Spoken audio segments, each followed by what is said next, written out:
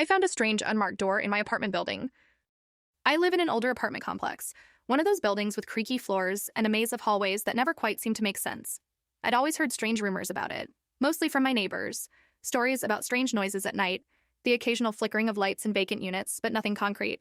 I never paid it much mind. That is, until one evening. It was a Thursday night around 11 p.m. I was returning home after a late shift at work. The building was empty except for a few neighbors who were probably asleep.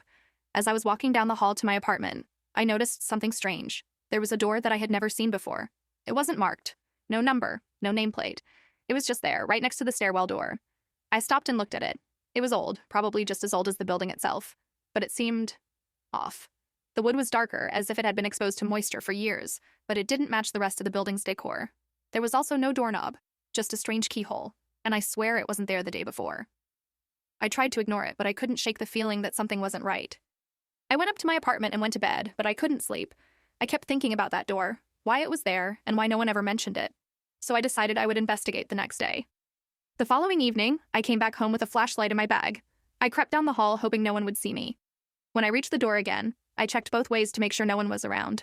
The door was still there, but this time it looked even older, like it had aged another year overnight. I put my hand on the door, and as I did, I noticed something strange. The air around it felt colder. I tried the keyhole, but it didn't open, so I just stood there for a while, not sure what to do. Like for part 2.